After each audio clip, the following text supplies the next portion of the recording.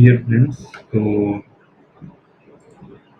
जो कि welcome to my channel. जो कि पहले एनीबॉडी कैन सॉल्व के नाम से होता था, अब उसका नाम थोड़ा चेंज करके मैथ मैजिक कर दिया गया है। बस थोड़ा वो हालांकि लोगो अभी भी वही है, ताकि जो भी मेरे पुराने 11-1200 जो फ्रेंड्स जुड़े हैं उनको थोड़ा कन्फ्यूजन ना हो। तो आप देख सकते हैं कि 4-5 साल पहले जो है मेरा वीडियो हुआ, मतलब लास्ट जो वीडियो है वो शायद 4-5 साल हो चुका है। हाँ, 4 साल के करीब। तो जो भी थोड़े करीबी लोग हैं मेरे, तो वो बहुत अच्छे से जानते हैं कि किन वजहों से अ, ये इतनी लंबे अंतराल के बाद मैं यहाँ आप लोगों के सामने आया हूँ। तो बस ऐसे आप लोगों की गुड विशेस की वजह से बस मैं आप लोगों के समक्ष हूँ, बस इतना समझिए। और शुरू करते हैं और उम्मीद करते हैं कि पहले की तरह ही आप हमें सपोर्ट करेंगे। तो चलिए कुछ बेसिक सा चीज़ कुछ स्टार्ट करते हैं। तो चलिए देखते हैं कि कैसे। बेसिकली ये मैंने 3 सवाल जो है अभी अ, 3 सवाल जो है मैंने अभी आप लोगों के लिए रखे हैं कि ये 3 सवाल को हम लोग कैसे बनाएँगे, है ना? तो इसके और ऐसा कुछ इसमें, और ये एसएससी जीडी के प्रैक्टिस सेट से लिया गया है। तो अब आज के लिए बस मैं शुरुआत करने के लिए बस 3 क्वेश्चन के साथ करूँगा। आने वाले टाइम पे मैं कंप्लीट जो 50 क्वेश्चन होती है एसएससी की, वो टोटल क्वेश्चन जो है आपको किस तरह से एक पर्टिकुलर टाइम फ्रेम में कंप्लीट करना है वो मैं करके दिखाऊँगा आपको। और जो उससे पहले क्या है कि थोड़ी बेसिक्स और स्पीड अप कर लेना ज़्यादा बेहतर होगा। और तो चलिए स्टार्ट करते हैं। सबसे पहले ये जो क्वेश्चन है, यहाँ पे आप देखिए। यहाँ पे अगर आप देखेंगे,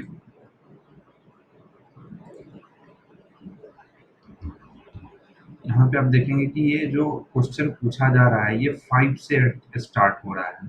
कहाँ से स्टार्ट हो रहा है? 5 से स्टार्ट हो रहा है। तो अगर जैसे फ्रेंड्स, मान लीजिए कि मैं आपको एक छोटा सा एग्जांपल पहले देता हूँ। लेट्स से कि 1 plus 2 plus 3 plus 4 plus 5 plus 6 plus 7 plus 8 plus 10 है। ठीक है?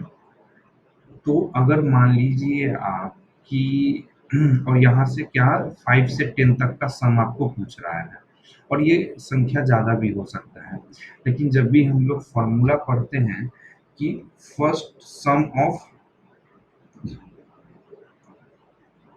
फर्स्ट इन नंबर्स, तो फर्स्ट इन नंबर्स मतलब कि start, it should be start from 1। यह वो 1 से स्टार्ट होकर वह मैक्सिमम किसी भी संख्या तक जा सकता है। और n मतलब यहाँ पे n का वैल्यू कितना हो जाएगा? 10 हो जाएगा। क्यों 10 हो जाएगा? क्योंकि ये लास्ट में यहाँ के किसके 10 के लिए पूछ रहा है। ठीक है? तो इस तरह की चीजें हैं। और तो हमारी क्वेश्चन में क्या पूछा जा रहा है? 5 cube plus 6 cube plus 7 cube plus plus plus up to 10 का क्यूब, राइट? तो चलिए एक बार क्वेश्चन देख लेते हैं अच्छे से। तो हाँ, 5 से 10 तक का आपको सम पूछा जा रहा है। लेकिन यार फ्रेंड्स, हम लोगों को पता क्या होता है कि हमने आपको जो वैदिक मैथमेटिक्स में जो ट्रिक्स बताई थी, उसमें आपको पता है कि हम लोग फर्स्ट इन क्यूब नंबर्स का हम लोग सम जो है सो फॉर्मूला हमको पता होता है। ठीक है? तो sum of first n cube numbers. ठीक है? तो ये फ्रेंड्स होता है n इंटू n प्लस 1/2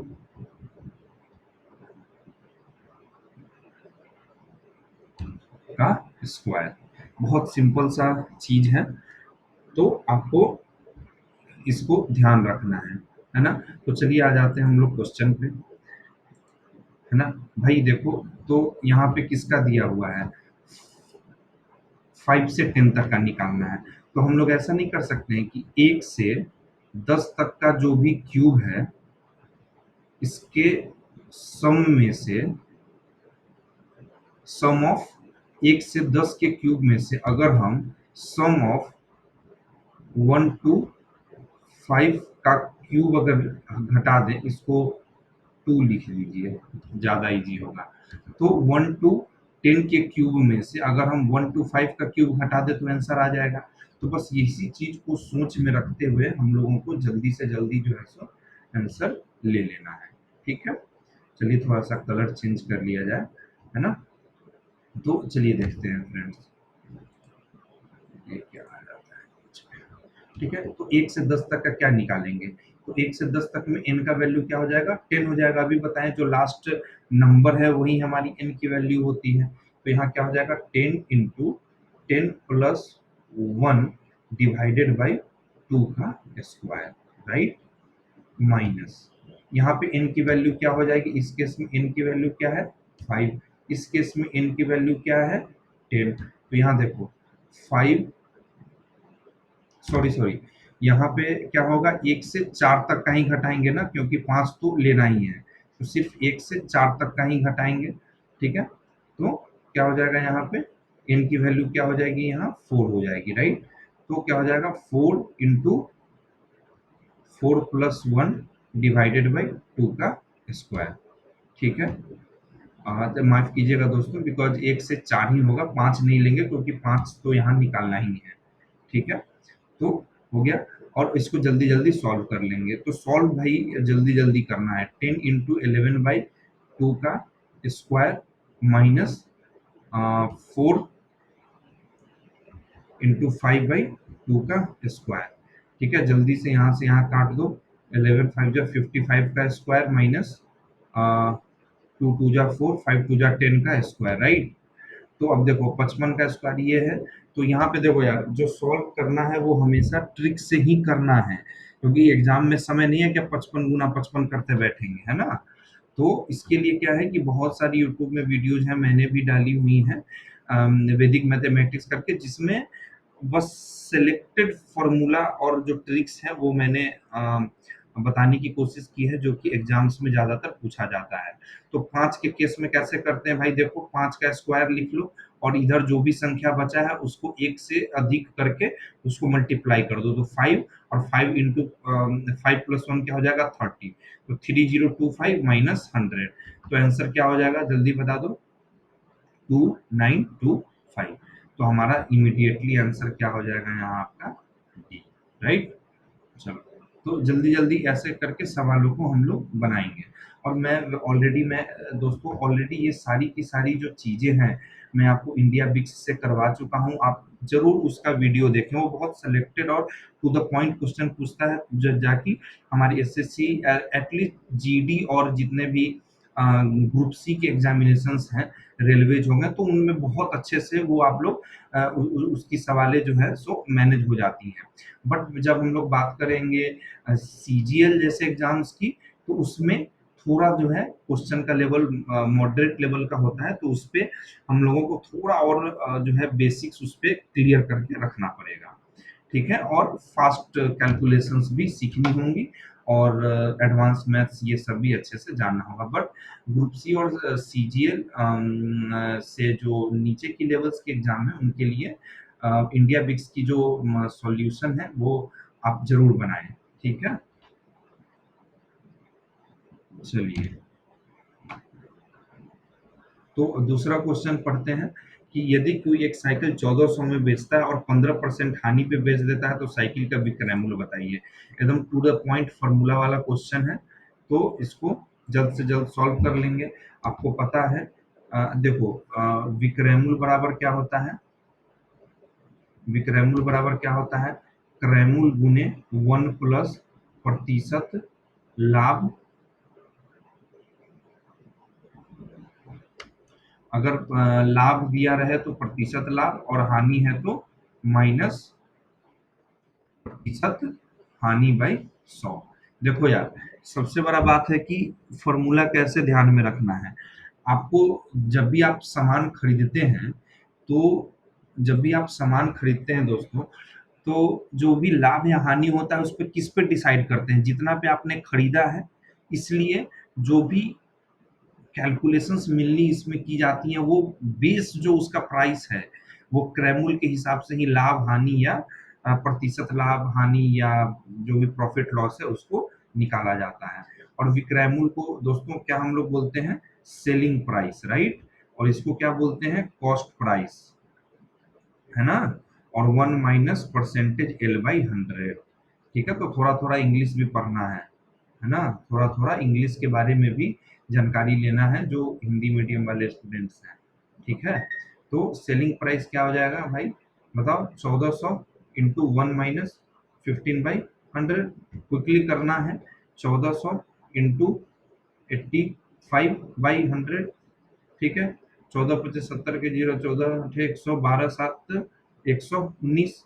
ठीक है, तो एक एक 9 जीरो, देखो कितना जल्दी से हो गया, है ना? तो इसका आंसर क्या हो जाएगा? बी। और अगर एग्जाम में निकालना है तो हम लोग को ऐसे हमेशा याद रखना पड़ेगा इसको। ठीक है, तो कैसे निकालोगे एग्जाम में? या तो बहुत आसान है, इस तरह से भी मन में, जैसे कि अगर आपको फॉर्मूला ध्यान में, तो सीधा आप क्या लिखोगे? 1400 इंटू 1 माइनस 85, सॉरी 1 माइनस 15/100, है ना? तो क्या हो जाएगा सीधा? 1400 गुने 85/100। तो जहाँ बहुत आसानी से हो सकता है, वहाँ जबरदस्ती का ट्रिक्स ध्यान में रख के अपने आप को परेशान नहीं करना है। ये वन लाइनर एक्शन है ये, और यहाँ पे आप जो है सो आंसर तुरंत से तुरंत लिख पाएंगे। ठीक है, तो हर चीज में ट्रिक या जबरदस्ती का दिमाग नहीं घुसेरना है। जो आसानी से हो सकता है वो आसानी से हो जाता है। ठीक है ना? तो ये भी वन लाइन में बन गया। कोई दुनिया का कोई भी ट्रिक बनाओगे, एक लाइन तो लिखना ही पड़ेगा, है ना? चलो, ठीक है। अब चलो, अर्चना कुछ सामान 200 में खरीदता है। खरीदता है मतलब क्या हो जाएगा कि सबसे पहले तो हमारा जो कॉस्ट प्राइस है, जो पैसा हमने दिया, वो क्या हो जाएगा? 220। ठीक है, ऊपरी खर्च। ऊपरी खर्च मतलब आपका कॉस्ट प्राइस का ही एक पार्ट है। अब जैसे मान लो कि तुमने 25 लीटर तेल खरीदा। अब उसको कंधा पर तो ढो के लाओगे नहीं, उसके लिए कुछ एडिशनली तुमको चार्ज देने पड़ेंगे, है ना? तो वो चीजें कॉस्ट प्राइस में ही जुड़ जाती हैं। ठीक है, तो एडिशनल एडिशनल एक्सपेंस कितना का हुआ है भाई? 15% का। 15% इज नथिंग बट द इसका, राइट? 220 का ही ना? तो 220 का 15%। ठीक है, 5 दूना 10, 5 तिहाई 15, 2 से 11। ठीक है, तो क्या हो जाएगा? 33। मतलब कि 220 में खरीदा, और एडिशनली उसने जो है सो ये 33 रुपया लगा दिया। ठीक है, कितना रुपया लगा दिया? 33 रुपया लगा दिया। तो टोटल सीपी कितना हो गया भाई? टोटल सीपी कितना हो गया? टोटल कॉस्ट प्राइस कितना हो गया? 220 प्लस 33, है ना? तो कितना हो जाएगा बताओ? 253 रुपया। अब देखो भाई, तो फाइनली देखो, 253 ही मेरा ओरिजिनल सीपी कहलाएगा। अब जो आपका कैलकुलेटिव वैल्यू है वो 253 हो गया। और 20% लाभ पे बेचे, किस मूल्य पर बेचे कि 20% का लाभ हो? कितना मतलब कि आसान सा सवाल है ना? कितना आसान सा सवाल है। तो विक्रयमूल बराबर, फिर आपको क्या पता है? क्रयमूल गुने, अभी ऊपर में बताए हैं तो फॉर्मूला नहीं लिखेंगे अब। अपर जो है तो 20/100। और एक और आपसे आग्रह है फ्रेंड्स, कि जैसे इन सब चीजों में, अब जैसे 20% है तो आपको सीधा पता होना चाहिए कि डायरेक्टली 1/5 होता है।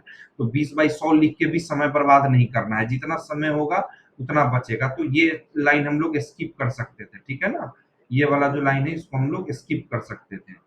तो क्या हो जाएगा भाई? 253 गुने 6/5। अब आपको यहाँ अच्छे से दिख रहा होगा भाई कि कटने वटने वाला तो है नहीं। तो जल्दी जल्दी मल्टीप्लाई कर लेंगे। 6 3 18, 1 6 5 31, 3 6 2 12 और 3 15/5।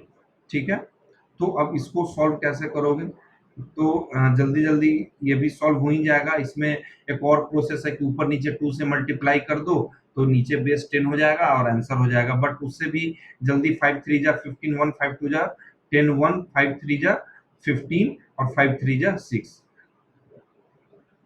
ठीक है? 5 3 जा 15, ओह सॉरी 5 यहाँ एक ज़ीरो आ जाएगा और अगेन 5 3 जा 15, 1 5 3 जा 15, 3 और 5 6 जा 30, सो 30 3.6। तो यहाँ पे हमारा आंसर क्या हो जाएगा? बी हो जाएगा। ठीक है? तो इस तरह से चीज़ों को कर सकते हैं, है ना? तो उम्मीद है कि आप इस बार भी थोड़ा सपोर्ट दिखाएँगे अपने साइड से, ताकि थोड़ा-सा और मोटिवेशन मिले मुझे अधिक से अधिक वीडियोज़ सॉल्व करके आपके छोटे-मोटे डाउट्स को क्लियर करने का। तो आप जैसे वे में वीडी तो वीडियोज़ में दोस्तों अब मैथ्स अब उससे रिलेटेड अभी कुछ सीजीएल की जो जीडी के पेपर्स हैं उनको कंप्लीट करने के बाद मैं सोच रहा था कि एडवांस मैथ का कुछ टॉपिक जो है बेस लेवल से स्टार्ट करो। ट्रिगो मेनली जो है हमारा, अ, ठीक है? तो थैंक्स फॉर द वॉचिंग। और आप बताइए कि मुझे और एक्सप्लेन करके आपको वीडियो बनाना चाहिए या कुछ सुझाव दीजिए। एक क्योंकि आप एक लंबे अंतराल के बाद मैं आप लोगों के सामने आया हूँ। तो thank you so much. Bye bye, have a nice day.